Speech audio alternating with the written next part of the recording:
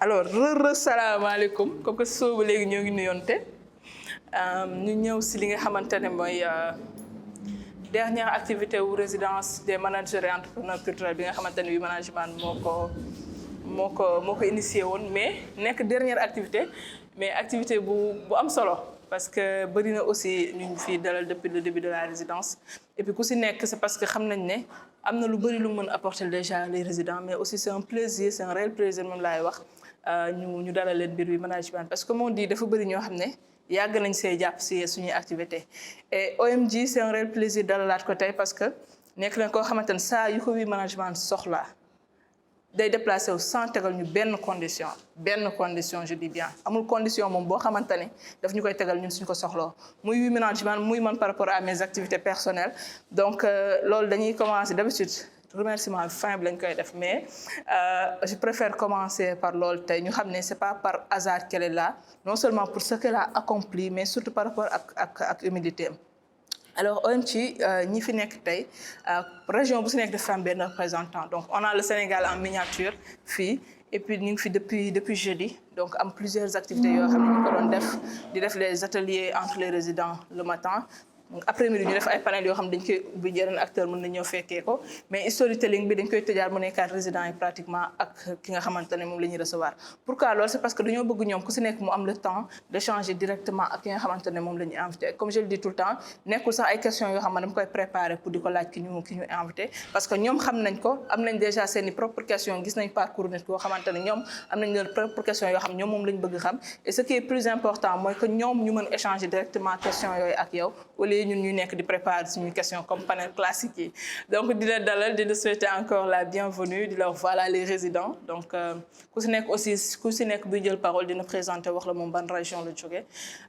ñoom aussi ku si nekk moom lu am solo loo xamante ne en termes culture wala en tout cas dans les cultures urbaines particulièrement mi ngi koy def dans sa région parce que il faut préciser que résidents yi ils ont été choisis par formulaire maanaam ils se sont inscrits ñoom ñëpp ñu xool les meilleurs profils yi xam ne jàpp nañ ne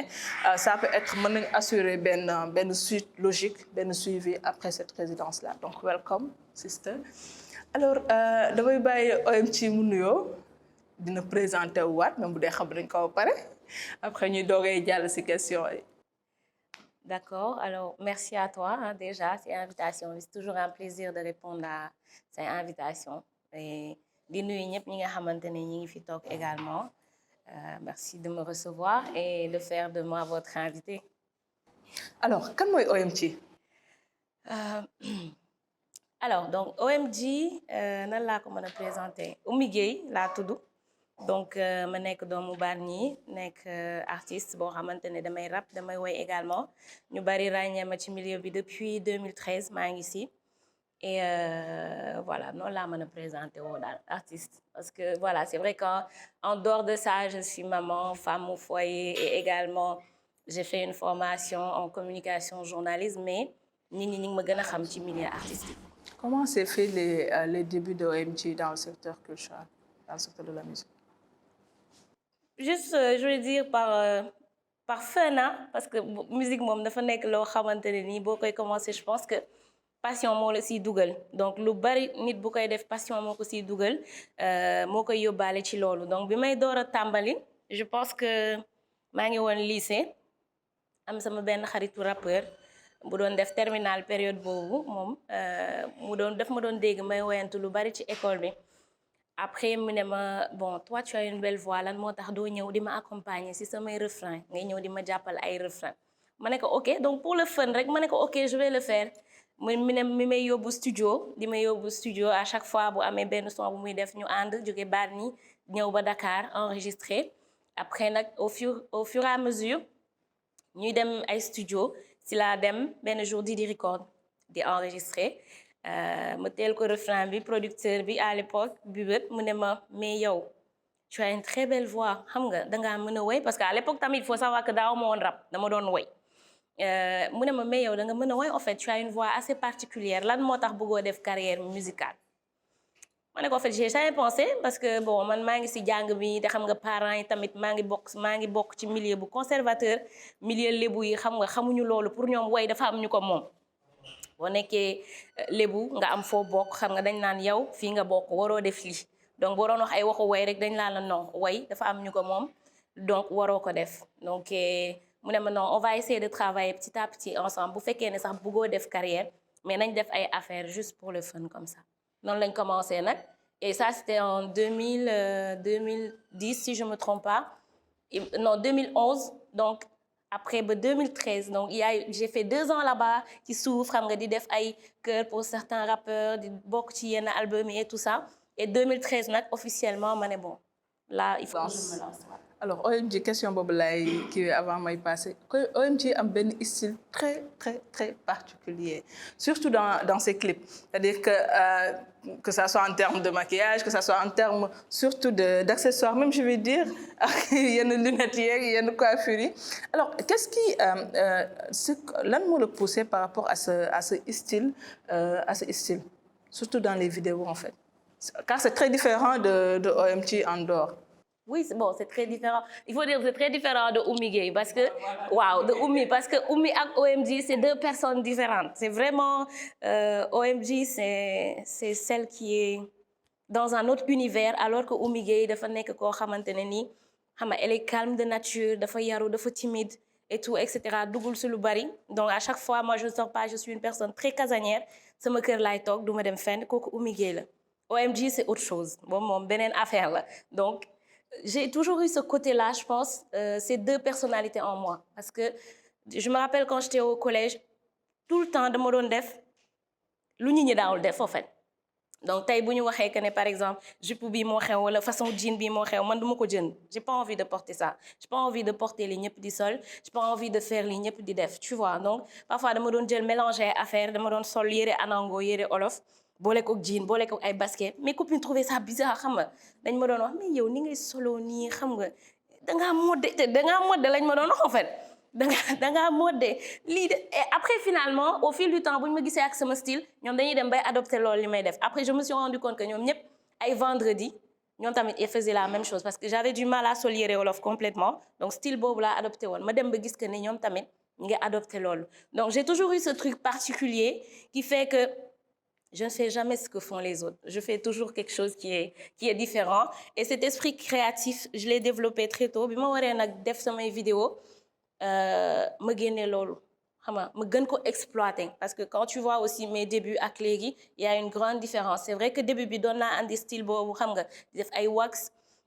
di def ay combinaison entre moderne tradi moderne et tout ça mais tey la gën a accentuer parce que quand même da ngay am maturité. Da ngay tam am tamit ay liggéey ay nit yooyu liggéeyal yoo xamante ne da nga leen di wax say idée ñoom tamit ñu andi seeni idée ñu ngeen échanger et ñu génne lu rafet donc je pense que ça c'est le personnage de OMG qui est comme ça elle a toujours été comme ça elle a toujours été différente et a toujours voulu prôner cette africanité prôner ce côté traditionnel mais tout en restant moderne. Ok. Alors on ouvre la question directement. Alors waaw li nga wax ni yëpp c'est plein de souvenirs yuy défilé ci sama bopp parce que wax nga lenn nee nga fi ma jóge ba fi ma yegg si fii xam nga fi ma jóge yombul woon surtout en tant que femme s'imposer dans un milieu boo xamante ne c'est un milieu quoi que l'on puisse dire góor ñi ñoo fi nekk c'est un milieu très machiste metti na trop en tant que femme d'évoluer là-dedans donc parfois entre 2013 jàpp 2016 je vais dire ça a été très dur hein parfois da nga doon toog sa néeg nga jooy parfois nga ne non lan moo tax lii et cetera parce que y avait beaucoup de choses qui se passaient en bas yoo xamante ne man tey amaana j'ai pas envie d'en parler wala bëgguma ko fësal parce que j'ai envie de donner un exemple aux jeunes filles leur dire que ne ça peut être difficile mais il faut rien lâcher il faut toujours se donner à fond il faut toujours travailler et il faut toujours aussi mettre de côté genre je suis une femme donc dañ ma war a def lii wala dañ ma war a def lii non je suis une femme je vais travailler doublement vu que ñoom voilà il faut pour avoir du respect ou pour que ñoom ñu jox gëdd sa liggéey il faut que je me donne 2 fois plus ñoom bu ñu defee benn naa def ñaar bu ñu defee ñaar naa def 4 donc eux finalement c'est eux qui vont se dire ah franchement kii kenn mënul wax dara elle travaille elle le fait bien et tu as le respect des autres parce que sa liggéey moo tax tu as eu ce respect donc aujourd'hui tout ce processus n'a pas été simple mais li tax tey amaana peut-être fardeau bi xaw a tane parce que dafa am ñoo xam ne dañ ma accompagner muy ñi nga xamante ne ñoom laay liggéeyal depuis bi ma commencé en 2013 muy waa Didi Record ma am yàlla def ma am chance am producteur teel a am producteur parce que fii boo amulee producteur da ngay sonn. C'est très difficile de faire un son, de faire une vidéo, d'avoir une bonne promo, une bonne communication. So amouler toute une équipe derrière. Donc yàlla def ma am dès le début un producteur, un DJ, un réalisateur, am équipe boo xamante ne nii dañ maa gëm te yàlla tax parce que loolu tamit jombul. Parfois damay toog dama naan je pense que yàlla moo def loolu parce que man nekk naa nit boo xamante ne tey am na yenn affaire yoo xamante ne su ma ko dundoon wala suñ ma ko proposé woon wala suñ ma ko defoon rek damay bàyyi musique bi. damay dem défilé nen parce que sama caractère moo tax ak ni ma mel ak ni ñu ma yaree donc am na fenn foo xamante ne buñ ma fa bëggoon dugal rek je laisse tomber la musique parce que dama naan c'est pas pour moi donc yàlla def nag j'ai été très tôt bien encadrée des jeunes yoo xamante ne ay jeunes hommes parce que sama équipe aussi jigéen y avait pas de filles au début il y avait que des garçons et c'était très rare nga am une équipe boo xamante ne dañ laa gëm ça c'est important d'être avec des personnes yoo xamante ne déjà xam nañ yow yaay kan mais gëm nañ li ngay def donc ñooñu dañ lay accompagner te yàlla tax donc loolu moo tax affaire yi xaw a yomb et on n'a pas cessé de travailler on n'a pas cessé d'innover la plupart du temps nit ñi dañ ma koy wax dañ naan non OMG amoo fi concurrence xaw ma la nag lan et cetera ce genre de choses donc moi j'attends pas une concurrence pour travailler man sama problème mooy naka laay def ba relever les défis tout le temps naka laay def ba surpasser sama bopp je regarde pas les autres parce que moi je me dis que en regardant les autres wala en regardant à côté di xool concurrente wala kenn ku nekk sa wet mi ngi ñëw tu es en retard le temps de xool li muy def ak de xool naka nga koy contrer wala ce genre de choses tu perds du temps tu dois te concentrer sur toi-même nga liggéey nga xool naka ngay innover naka ngay andee lu bees à chaque fois comment tu essaies de te surpasser samay limite fii la ren naka laay def ba jógee foofu dem ci beneen étape c'est comme ça qu'on fonctionne moi et mon équipe à chaque fois on essaie de relever de nouveaux défis d'innover d'apporter quelque chose de nouveau boo xamante ne public bi dañ lay redécouvrir parce que booy def tamit la même chose à chaque fois da ngay mujjee dem ba soof ñi donc ce qui fait que à un moment donné aussi sa carrière mën na def nii mais carrière dafa yàgg te carrière dafa soxla ay idées dafa soxla lu bees dafa soxla renouvellement te loolu équipe moo koy def donc te yàlla dafa def ma am équipe très tôt boo xamante ne dañuy liggéey à chaque fois pour sama carrière mën a jëm kanam et loolu moo waral tey amaana ma am yenn certification yi nga wax gagné yenn prix yi liggéey bi moo ko waral liggéey bu baax defe naa ñëpp dañ siy teg seen bët te tamit dañ koy wax. macha allah. alors Amza tey lu tax njëkkoo jël. alors c'est vrai que c'est très dur ah bu ma nee tamit méttiwul damay wax lu ma neex c'est extrêmement dur surtout maman xam nga peut-être quand tu es femme sax de quelqu'un sa jëkkër bu nekkee bu compréhensif mën nga continuer ses activités normalement sans souci quoi mais loolu ça dépend du partenaire aussi que tu as ak de communication bi ngeen am mais quand tu es maman c'est compliqué parce que c'est un petit être qui dépend de toi donc c'est pas comme le mari qui peut se débrouiller tout seul c'est un enfant boo xamante ne tu dois être H24 si ginnaawam tu dois être tout le temps avec moom te moom ay repères am yow la parce que yaay yaayam li ñuy mën a wax lu ñu mën a wax aussi yaay moo jiitu tu vois donc tu dois essayer d'être présent pour ton enfant et c'était très compliqué au début c'est vrai que pendant grossesse bi on a bien géré le truc parce que dañu tourner ay vidéos yu bari à l'avance et on a travaillé aussi pendant la grossesse bon vraiment ba même si dernier jour bi je pense que sama dernier jour bi may dem hôpital tournage laa nekkoon donc le matin ma dem tournage ñëw toog sama kër j'ai perdu les os je suis arrivée en petite robe là à l'hôpital infirmière yi di ma tooñ mais juste pour dire que pendant la grossesse j'ai travaillé mais après la grossesse c'était assez compliqué parce qu'il y avait le bébé qui était là mais heureusement dama am ñoo xamante ne aussi ils sont autour di ma jàppale et aussi bon on n'a pas le choix c'est tu as une maman artiste parfois su ma doon dem concert aussi dama ko doon yóbbaale il est parti très tôt à des concerts su ma dem voyage je l'amène avec moi parce que man dama nekk maman poule aussi quoi que l'on puisse dire c'est vrai que amoon naa possibilité di ko bàyyi sama kër wala di ko bàyyi avec mes parents wala avec ay tantam et tout et cetera mais comme que dama xaw a paranoïaque aussi je suis une maman poule j'ai préféré à chaque fois su may dem fenn dama koy yóbbaale donc tey même su may dem concert gisoo tey andi naa ko ci activité bi il est là il s'amuse dehors su may dem concert aussi il vient avec moi il participe au concert et pour moi c'est une bonne chose parce que c'est des moments que je partage avec lui ay moments yoo xamante ne nii mi ngi gis yaayam peut-être comprendre gul lan moo xew mais mi ngi gis yaayam sur scène donc day kontaan xam nga il sourit et tout ce genre de choses te man loolu daf may kontaan loo également donc c'est une expérience unique que tu vas vivre avec ton fils et c'est compliqué métti na mais il faut savoir gérer parce que aussi man maa décidé nekk yaay xam nga kenn imposé wu ma ko man maa décidé am jëkkër nekk yaay donc ça c'est des choses aussi à assumer quand on est femme si tu as envie d'avoir un enfant si tu as envie d'être maman tu dois assumer en même temps ton travail parce que nekk na musique nekk na liggéey boo xamante ne dafa metti ça demande beaucoup de temps donc tu as tes séances studio tu as tes tournages xam nga da nga war a toog di bind toog di réfléchir et cetera donc concert yi ñëwagul donc loolu lépp tu le fais moi je le fais avec lui parfois su nelawee ma profiter si bind wala su nelawee ñu profiter enregistrer donc sama album bi noonu lañ ko defee à chaque fois qu'il dormait lañ doon enregistrer guddi gi donc le matin on est là on travaille ensemble on rigole su ma waree génne ay top line su ma yuuxoo il sourit il reetaan et tout donc c'est vrai que yombul mais il faut savoir faire on est multitâche on est des femmes on est multitâche les femmes sont multitâches waaw non waaw parce que juste pour te dire bu yendoo ak papa ji day sonn mais quand c'est la maman c'est autre chose tu fais ça tu gères on arrive à gérer parce que amaana yàlla noonu la ñu bindee noonu la ñu mooñaale on arrive à faire plusieurs choses à la fois mi ngi noonu da ngay xëy togg sa añ xam nga defar sa reer tu t'occupes de ton fils nga pare dem concert ñëw ñibbi si defar reer c'est comme ça voilà alors beneen question. Alors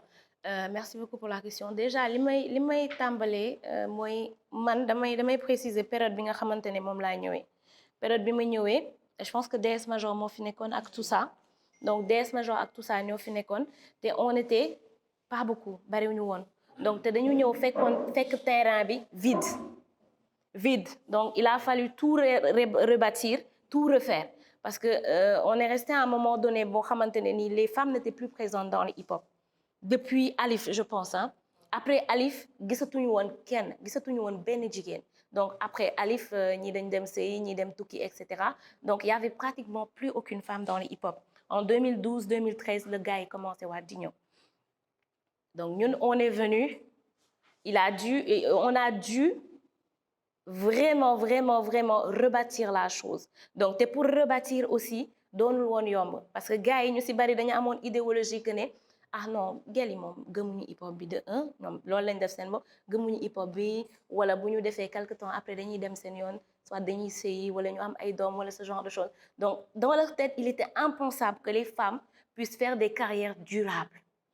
donc déjà il fallait que loolu noonu ñun ñu dindi ko ñoom ñu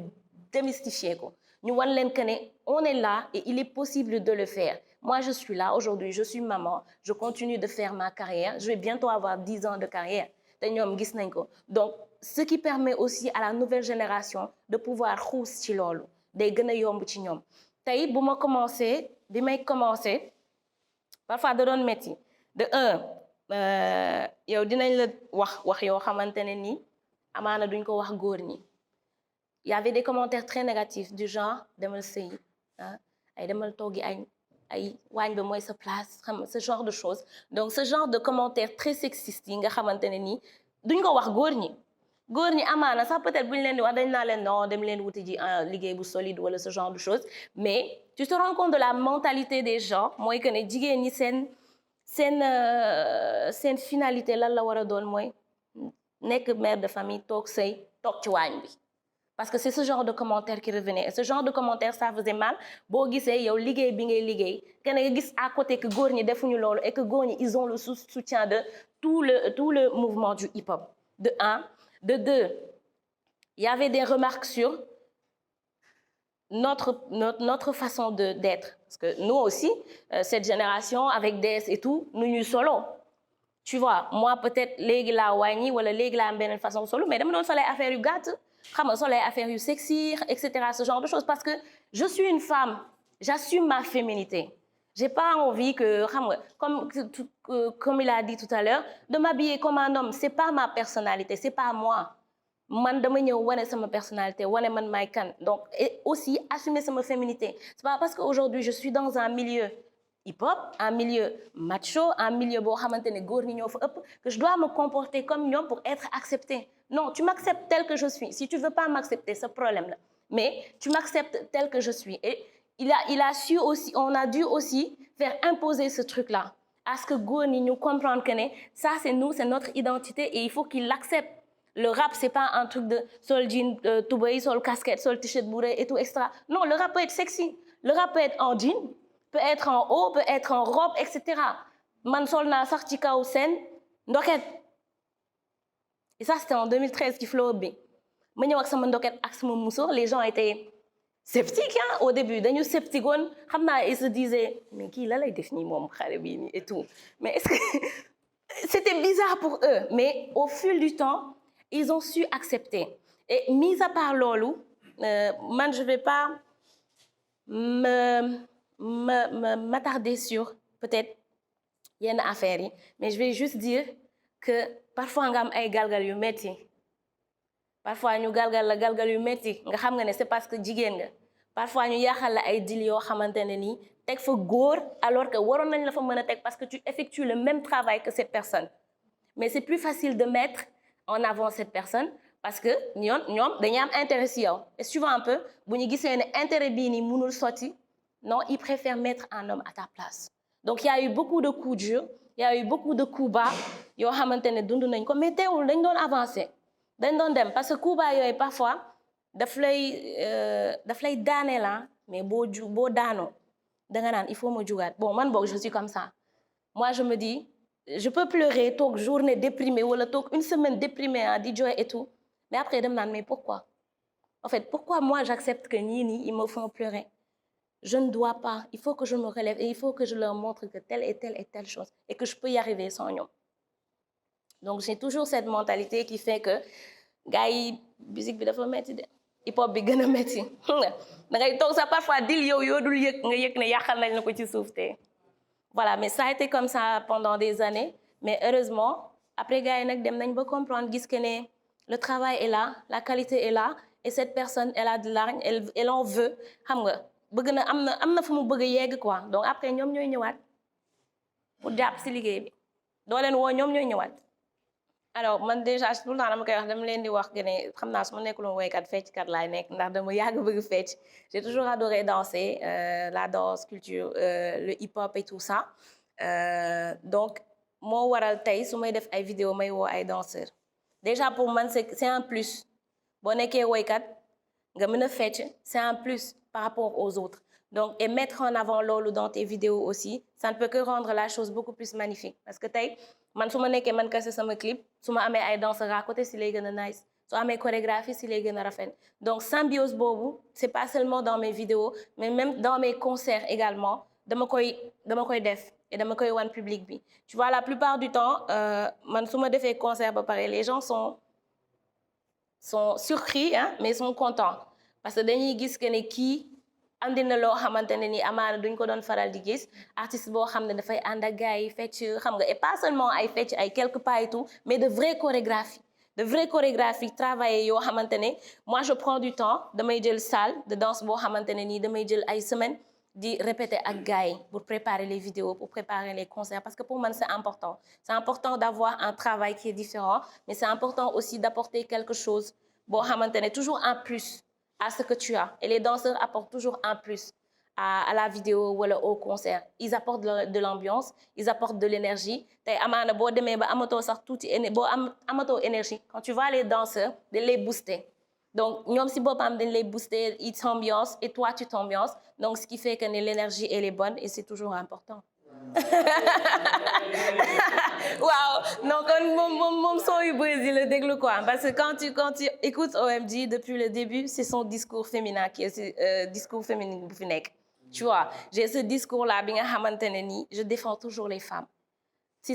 sama projet boo gisee titre yi soo jëlee femme bi nga xamante ne j'ai fait ça avec Mami nga jël musique de femme bi nga xamante ne je l'ai fait toute seule Melokaan ak bi mujj nii muy possible sama album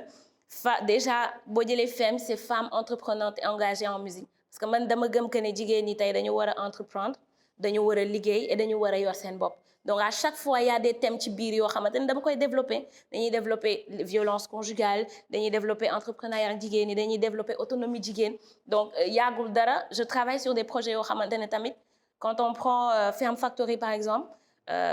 on prône l'accès aux terres pour les femmes pour jigéen ñi am ay suuf parce que tey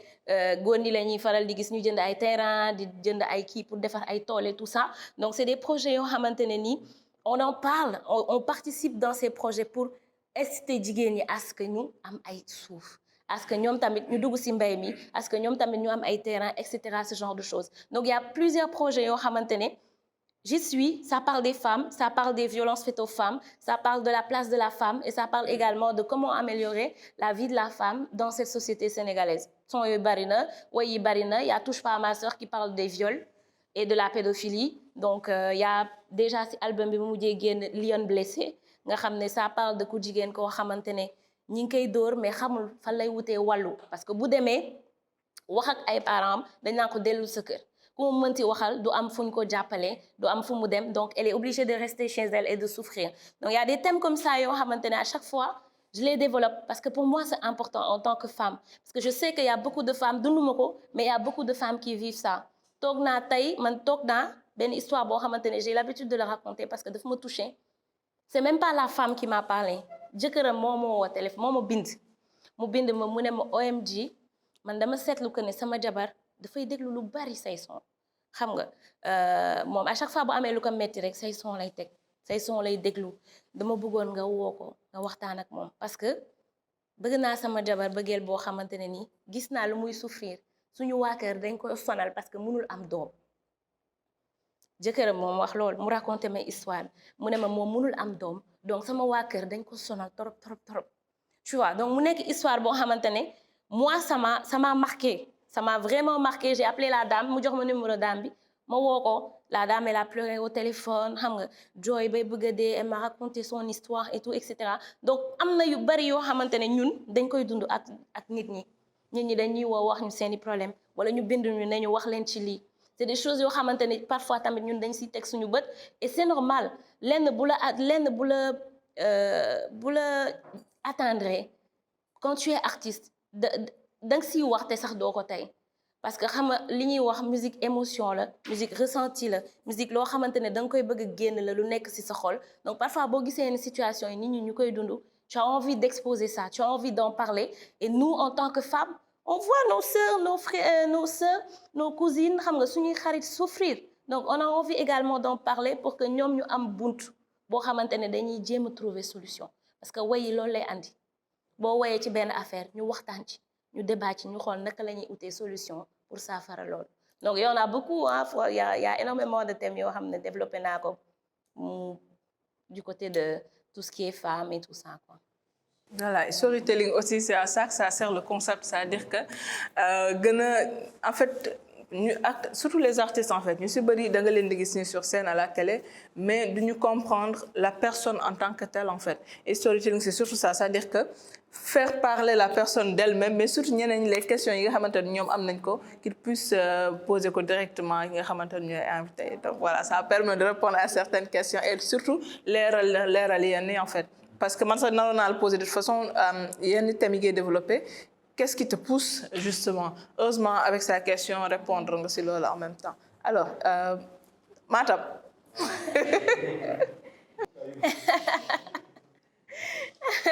Alors c'est vrai que j'ai beaucoup de projets qui sont en cours donc déjà créé naa benn structure bu tudd FEMAR Femmes Art donc pour vraiment soutenir les femmes qui sont dans les cultures urbaines parce que ñëpp xam nañ ne c'est compliqué quand on est une femme de se produire d'avoir une certaine visibilité tey amaana ñenn ñi boo leen demee seeti bu ñu la laajulee xaalis ñu ngi lay laaj leneen tu vois c'est compliqué pour les femmes. Donc j'ai une structure boo xamante ne c'est pour les aider à defar ay son mu yomb si ñoom defar ay vidéo mu yomb si ñoom ñu mën a am promo ak communication bi ci war par rapport ak man canaux yi ma am tu vois. Donc il y a déjà ça. Je voudrais aussi me lancer dans la production. Donc production bi on va commencer par une compilation boo xamante ne ce sera uniquement fait par des femmes ay rappeuses ak ay chanteuses bien évidemment parce que damay bëgg a gën a yaatal bu ñu waxee culture urbaine c'est pas seulement ay rap Il y a également différents styles de musique. Aussi, il y a la danse, il y a graffiti, amna DJing et tout, etc. Donc, on va faire de telle sorte que compilation, on va retrouver tout ce petit beau monde, mais mu nek ay jigen kessé. Et je suis en train aussi de chercher ben artiste bo xamné war na ko mëna produire mu nek artiste femar. Voilà. Maintenant, pourquoi possible? Pourquoi possible? Possible. Li andi possible parce que album bi dama ci liggéeyoon ba pare donc li andi possible mooy son bi ñu mujjee def sax dama am benn fans boo xamante ne dafa décédé donc fans bu ma xamante loon ñu jegeyaatoo torop donc moom il a voulu prendre la mer bi muy dem jël gaal yi mu décédé tu vois donc loolu mu touché ma torop donc je me suis dit qu'il faut qu'on parle avec les jeunes. Parce que d'habitude, moi, je suis même pas dans ces thèmes-là. Hein. D'habitude, je suis plus comme le moi dans les thèmes, ça parle aux femmes, ça défend les femmes, etc., ce genre de choses. Mais pour moi, il était important de me voir avec les ndawi. Si je mon petit frère, j'ai pas envie que je me galgi. J'ai pas envie que tu mutaille les bakanam parce qu'il se dit qu'il n'a pas d'avenir ici. C'est possible de réussir ici. C'est possible de se bâtir un avenir ici. C'est possible de construire quelque chose ici. Mën nañ ko xam nga peut-être mën na jël temps mën na metti mais mën nañ ko yow li ngay décourager bay tayle sa mu jaral la nga tayle sa bakken pour jël gaal gi pour yaakaar que ne sa avenir feneen la nekk loolu boo jëloon xar sa tànku tubay reyante def ko fii amaana yàlla mën na la ubbil buntu wërsëg on ne sait jamais donc et comme on dit on est mieux que chez soi aujourd'hui quand on réussit on a envie d'être chez soi on a envie de réussir chez soi. Ñu si bari même bu ñu demee tukki bu ñu amee astu dañuy bëgg ñibbisiwaat parce que on est mieux que chez soi sa biir foyer sa biir kër sa biir dëkk foofu nga mën a nekkee ki nga doon donc aujourd'hui possible c'était pour dire aux jeunes que c'est possible de le faire que c'est possible de réussir que c'est possible de bâtir un avenir en plus de ça ñoom ñëpp bu ñu demee kan moo fiy tabax kan mooy defar Sénégal kan mooy defar Afrique. On n'a pas besoin des vieux, on a besoin des jeunes pour bâtir un nouveau monde. On a besoin des jeunes, de nouvelles idées, de nouvelles choses pour bâtir et pour refaire. Parce que nous sommes nous refaire, nous défaire dëkk bi. Donc on a besoin d'une nouvelle mentalité, des jeunes yo xamantene ñi ngi fi pour refaire la chose, pour défaire Sénégal, défaire Afrique, pour que tout le monde se sente bien ici. Donc lolu mo waral possible. Lolu mo tax possible. Je pense que le clash avec tout ça, c'était vraiment un malentendu. Parce que man ku ma xam-xam ne nekkuma ci ay clash ay waxante fii ay tout et cetera te amaana li may wax sax même quand su ma toogee di ko xalaataat nii instant bi daf may def ay ree parce que parfois nit ñi ñoo lay dugal sax si loo xamante ne nii dafay compliqué parce que bon peut-être moom wax na waxaat man j'avais pas envie de répliquer mais xam nga gars yi dañ lay sonal non il faut nga tontu parce que il faut nanana hip hop la et tout donc après toi aussi tu le fais mais je crois que affaire bi comme li ma ko wax sànq c'est pas jële fi ki fi nekk pour yow nit ñi gis la c'est faire li kenn deful pour nit ñi gis la def loo xamante ne c'est différent de ce que font les autres pour nit ñi gis la def li nga xamante ne yow la après yàlla may la lumière yàlla def leer ñëpp gis la donc c'est pas tey fekk fi kii jële ko fii xam nga par force de genre de choses day mel ni ñaareel ñëw bëgg fi jële fi aaw bi tamit xam nga loolu doxul tu vois du noonu parfois ay problème rek ngay créer sa bopp da ngay nekk ñaareel nga ñëw def loo xamante ne aaw bi defu ko xam nga di wan monsieur loo xamante ne nii gisu ko et tout donc après voilà monsieur dafay jeng te du ko tay tu vois donc c'est pareil c'est la même chose quand tu es artiste tu essaies de vraiment faire quelque chose boo xamante ne daf lay différencier de tout ce qui se fait donc c'est juste ça man go may affaire de jële fi kii wala ce genre de choses comme li ma la wax sànq rek concurrence am na mais quand tu prends trop soo focusé trop ci concurrence bi da ngay tardel sa bopp xam nga focusal ci yow concentre-toi sur toi et travaille c'est ça le plus important ouais hein est-ce que y a Mag Mami, on n'a pas de problème. On n'a pas de problème. Je pense que nous avons déggante parfois téléphone. Artistiquement, peut-être, on n'a plus cette relation, mais humainement, on a gardé la relation. Parce que Mami, quand même, je pense que Femme n'est un de mes plus beaux souvenirs de ma carrière. On a vécu énormément de choses ensemble. On a tourné ensemble Sénégal, parce que la période c'était compliqué pour deux femmes de s'imposer dans le hip-hop. Dañ doon def ay tournées ci région yi c'était compliqué mais on le faisait quand même à chaque fois suñ doon wàcc concert c'était super top donc on a partagé des moments de folie on a partagé des moments de bonheur des moments d'incertitude daf doon tëdd si même lal bi ma doon tëdd ñoo doon fanaan ensemble donc c'était pratiquement une sœur quoi. Donc amaana tey dafa dem ba gisatul boppam ci liggéey bi mu doon liggéey di diri ko mu dem beneen label mais humainement la relation elle est toujours là. Alors possible, je pense que quand on parle de carrière c'est des étapes. Donc moi j'ai toujours fait étape par étape. Donc j'ai commencé par le hip-hop, maa ngi commencé rap et dañu waroon def le tour ba public rap bi xam OMG. Après il fallait s'ouvrir grand public bi xam OMG. Et ça s'est fait en 2017 je pense à Koti Koti parce que c'était un nouveau style boo xamante ne c'était de l'afro mbalax day forcément day neex sénégalais tu vois. Donc le grand public a découvert OMG. Et entre 2017 et 2021 il fallait s'asseoir sur loolu nga xamante ne am nga ko. Donc il fallait que mu taxaw déjà ñi xam sa musique parce que mën nañ xam son bi mën na duñu ràññee nit ki duñu ràññee artiste bi duñu xam yow yaay kan. Donc ça c'est un travail que tu dois faire ba ñu ràññee la foo rombee ñu ne ah kii mooy OMG tu vois ñu ràññee sa kanam xam sa personnalité xam sa liggéey. Donc ça on l'a fait en l'espace de 5 ans je pense. Et maintenant comme li mu wax étape par étape la Sénégal su la xamee tu as envie que ñeneen xam la tu as envie de conquérir l'Afrique, de conquérir le monde, on va dire. Et aujourd'hui, nous, on est dans une optique de conquérir d'abord l'Afrique. Parce que c'est un marché boo xamante ne marché bi léegi fii la Afrique la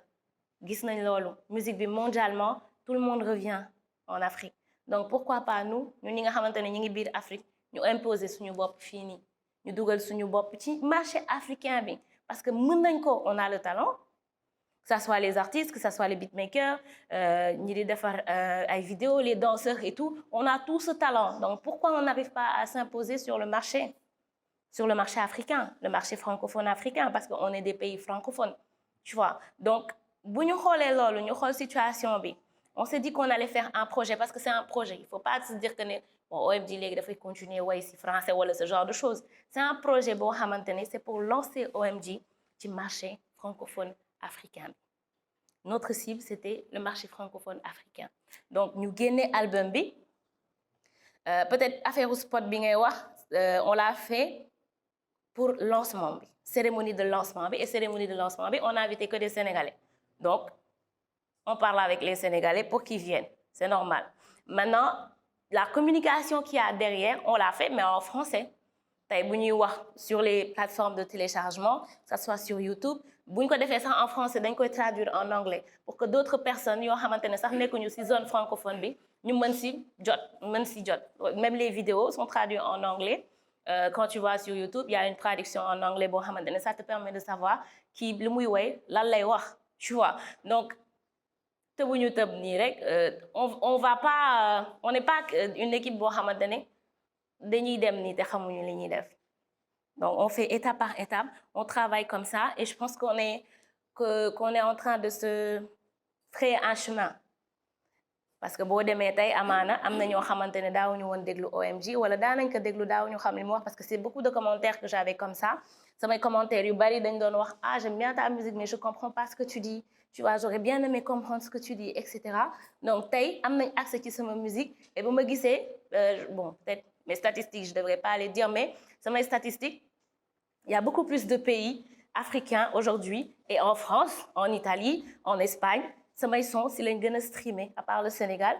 Les autres pays les sons sont très bien streamés sur les plateformes de téléchargement te loolu je pense que signal la par rapport ak yow li nga bëgg a def. Li ñuy wax moi quand je me suis dit que j'allais faire un album en français dama ne recommencement la je recommence ma carrière. Donc parce que c'est un nouveau départ, c'est un public qui te connaît pas, qui sait pas ce que tu fais, qui sait pas qui tu es. Donc ça va prendre du temps. Tu vas pas venir rek et t'imposer aujourd'hui. Il m'a fallu combien de temps pour que Sénégal xam ma ñu ngi ci 2022 2013 laa commencé. Koti Koti bi mu génnee les gens disaient ay yow artiste bu bees bi te def naa 5 ans ci te boobu fekk na def naa 5 ans ci biir hip hop bi di dem ak ñëw xam nga di passe di yéeg wàcc di kër ni et tout. Koti Koti Sénégal commencé la xam nag ñu ne ay yow artiste bu bees bi alors que tu as trimé ça fait des années maintenant c'est la même philosophie bi may demee tey ñu bari bu ñu gisee samay son des Africains dañ naan ah oui il y a une nouvelle artiste etc. alors que ça va bientôt faire 10 ans mon frère que tu es dedans mais c'est pas grave parce que li ñuy wax man maa bëgg dara man maa bëgg am fu ma yegg il faut ma ñafe ko il faut ma liggéey ko il faut ma def ko tamit waaw voilà.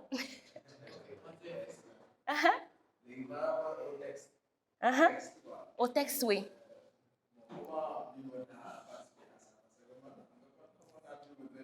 Oui. Oui.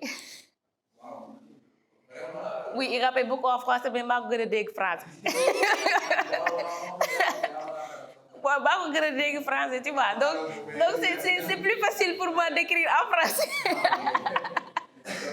D'écrire en français. Donc c'est vrai, bon, Bibet, il a participé à certains sons, à l'écriture de certains sons, comme lequel ça?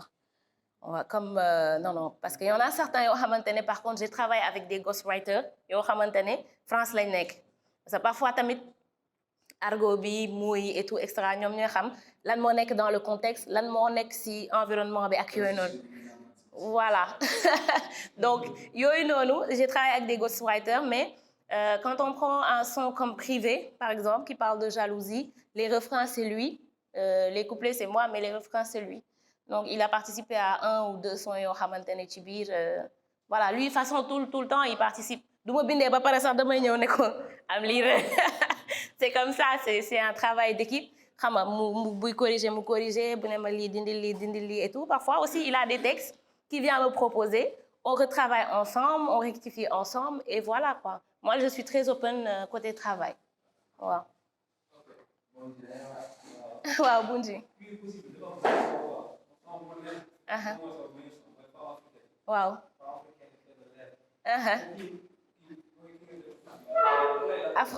Afrotronics, c'est un Tchadien basé au Canada. Tchadien là, donc bon, c'est un lac de clé lac. Je sais pas trop lac comment ça s'appelle, mais lui aussi c'est l'artiste du moment du Tchad. Mais il vraiment, il fait son truc quoi. Mais il est basé au Canada.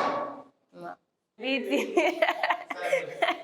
En fait xam nga am na peut-être yenn yoo xam ne link la mais am na yenn yoo xamante ne c'est ton travail qui paye moo tax parfois ñu bari ci BET bi dañ ma doon mais OMG mais comment tu as fait quoi xam nga imagine rap ba mu dalee nekk rap ba léegi BET Sénégal kenn musul participer et tout et cetera affaire yooyu comment tu as fait xam nga kan moo la boole ci affaire yi et tout mais je leur dis arrêtez kan moo ma boole mooy lan man yéen mën naa am contact yoo xam ne amu leen ko mënul nekk tu vois yéen amaana tey am na foo leen dugg wala am na ay nit yoo leen xam yoo xam ne xaw ma leen donc moi j'ai pas les contacts que vous avez je pense que c'est mon travail moo fay ñu gis que ne kii mi ngi liggéey que elle le fait bien et que soxla na ñu booster ko c'est un consultant de BET boo xam ne RFI lay liggéey moo ma bind mu ne ma on aime ce que tu fais on aime ton travail etc. je voudrais te proposer pour Cypher BET Hip Hop Awards. C'est comme ça que c'est arrivé hein y a pas de ma contacter kii wala wax kii nañ ma dimbali ma bokk amul on m'a écrit un mail ne ma OMG on aime ce que tu fais ton travail nanana etc. on voudrait te faire participer au Cypher du BET Hip Hop Awards man na leen ok yónnee ñu ne yónnee ma say vidéo yónnee ma nangam ma yónnee leen tu vois donc je pense que ne parfois dëgg la ñu ngi nekk ci benn environnement boo xamante ne link la ay xam nga diw xam na diw na la booleeg diw mais parfois nag ça va au-delà de ça te loolu dañ ko war a xam moo tax ñu war a gën a liggéey waaw dañu war a gën a liggéey bàyyi caaxaan yi parce que dañu jëlee tellement que ne affaire yi link la xam nga non naa boole diw ak diw garaawul quoi que parfois on oublie de travailler mais quand tu travailles comme il faut budul tey di suba wala budul suba di année prochaine dina la fay man loolu laa gëm. Oui bon ils sont c'est des Congolais donc ñaari Congolais yu may liggéeyal yoo xamante ne nii musicalement c'est vrai que dañ lay andil beneen touche boo xamante ne nii tey amaana ouverture bi ngay wax day gën a yomb parce que ñoom tamit dañuy andi seeni idée ci nu ñuy structurer live bi c'est pas seulement man ak Bibët mais ñoom tamit dañuy wax waaw suñ ko defee woon nii wala suñu dugaloon musique nii wala ce genre de choses donc ils apportent une touche boo xamante ne ni amaana yow doo ko am parce que tu es sénégalais donc yow contexte Sénégal bi rek nga mën a wax et eux ce sont des Congolais wala ce sont des Ivoiriens wala ce genre de choses ñoom tamit mën nañ andi leneen ci seen culture loo xamante ne day gën a rafetal sa musique donc peut-être c'est pas quelque chose que j'ai choisi comme ça c'est venu comme ça hein, naturellement parce que gis naa seen liggéey mu neex ma mu tombé ñu nekk ay étrangers mais quand même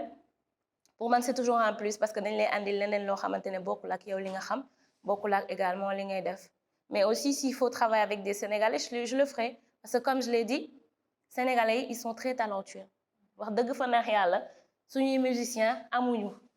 c'est de très très bons musiciens suñuy rappeurs suñuy artistes en général ils sont très bons donc je sais pas qu'est-ce qui bloque. Bon Afrotronic c'est vrai que wax nañ avant sama album on devait travailler des sons yoo xamante ne c'est pour lui donc mais lui génnegul ay affaire am moo tax man sama album donc je lui ai dit que vu que yow génnegoo say affaire nañ génne benn son boo xamante ne ce sera dans mon album et il a accepté parce que c'est un artiste boo xamante ne il est très ouvert d'esprit bëriwul problème xam nga moom daal wàcce na boppam c'est différent parfois de xam nga Sénégal en plus featuring moo gën a bett ci àddina tu vois non dama koy wax storytelling la ñuy wax donc on se dit la vérité aujourd'hui c'est très compliqué vous voyez qu'il y a pas beaucoup de featuring entre les artistes parce que quand tu as envie de faire un featuring ça doit être un échange partage de l'amour quoi xam nga mais da ngay topp ci nit ki daw boy sonn après tu laisses tomber te loolu warul mën a am quoi tu vois entre des artistes moi je me dis que quand la personne te file xam nga ne la dama la bëgg a inviter ci sama son ça doit être un honneur man à chaque fois nit bu ma waxee featuring moi c'est un honneur pour moi parce que artistes yi bari nañ fii mu bàyyi ñëpp yow tànn la yow tu vois donc loolu déjà ça doit être un honneur pour toi tu dois être contente de faire ce travail surtout boo gisee que c'est un jeune qui se bat mi ngi rente mi ngi sonn mi ngi essayer de faire de la qualité mais kooku soo si jàppale kan moo si jàpp tu vois un peu donc Afrotronic c'est un artiste boo xamante ne il aime partager amul problème xoola moom daal da koy loolu nu muy ñëwee tu vois donc looloo tax quand je lui ai dit pour mon album il m'a dit non il y a pas de souci amul problème vu que nous les sons qu'on doit faire sur mon album c'est pas encore sorti on va faire un sur ton album et c'est vrai qu'on fait des musiques assez différentes moo waral nag rythme pulaar bi ma jël ci femme africaine parce que boo xoolee rythme pulaar lañ def et c'est un peu ça s'associe un peu à ce qu'il fait à son rythme au rythme de son pays voilà.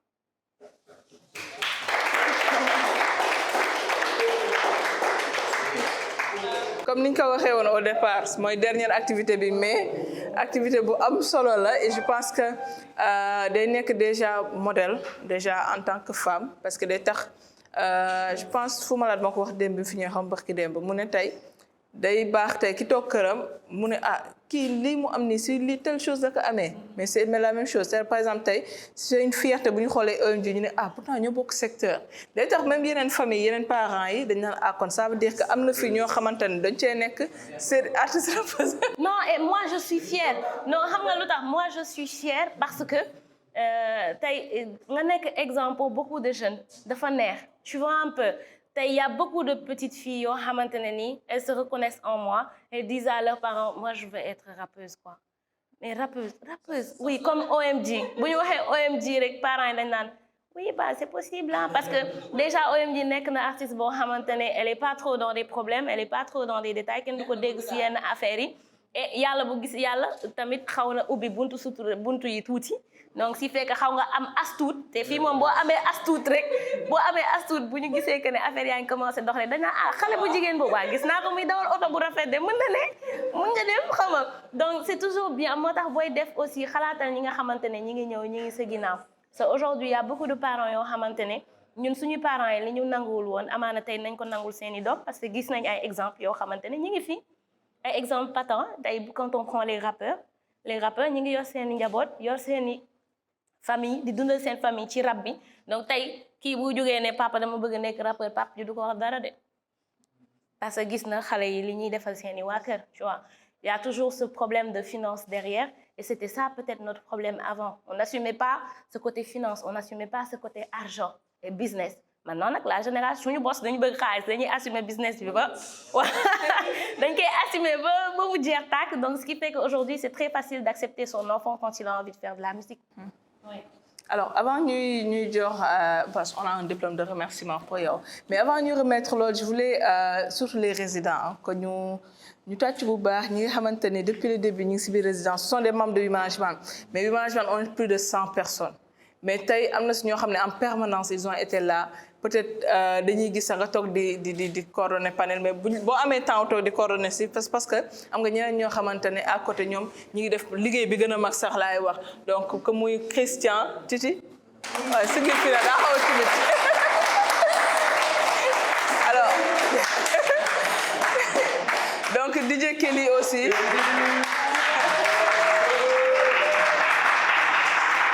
ana Aboubacry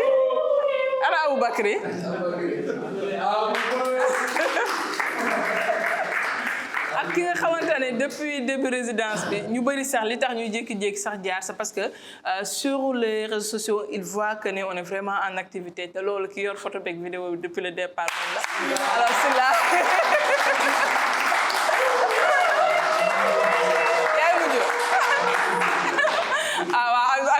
possible donc j'en profite devant OMT pour féliciter waat les résidents parce que ku si nekk aussi da nga jógee seen kër da nga jógee sa région ne def ñu confiance parce que am ñu si bëri xamuñu ñu directement wala ñu si bëri aussi sax ils ne sont même pas membres de Wi Management et c'est ça qui était bien en fait c'est-à-dire avoir d'autres acteurs yoo xamante ne tey on a fait beaucoup de choses depuis presque 8 ans mais tey ñu tijjiwaat gën a tijjiwaat sax laay wax et accueillir ñoo xamante ne et ça a été un plaisir ils sont tous entrepreneurs managers mais am na ñoo xam ne slam la ñu spécialisé am ñoo xamante ne photographie audiovisuelle am ñoo xam ne danse ainsi de suite ak les rappeurs ainsi de suite ak les mélomanes devenus producteurs donc ça fait vraiment c'est possible ça nous a fait vraiment énormément plaisir parce que aussi si la résidence s'est passée bien c'est parce que aussi ñi fi résider ils ont vraiment joué le jeu il n'y a pas eu de caprice personne n'a exigé rien de particulier personne n'a fait de caprice donc c'est devenu vraiment donc au nom de Wi Management yëpp donc ñu leen di remercier pour cette participation la pertinence des débats aussi mais surtout respect bi nga xamante ne témoigner ngeen ko ñëpp ñi nga xam ne jaar nañ ci résidence bi tous les panélistes parce que ëpp ñu leen xam-xam et même ñi ñëw di expliquer seen storytelling yéen tamit am na loo xamante ne mën ngeen ko partager ci storytelling mais vous avez eu l'humilité di leen déglu di partager ak ñoom di poser des questions vraiment très pertinentes et pour ça du fond du man ma sa résidence bi jeex mais xam ngeen koppar bi day jeex moom il faut résidence bi jeex alors je te remets cette attestation. Ah, merci.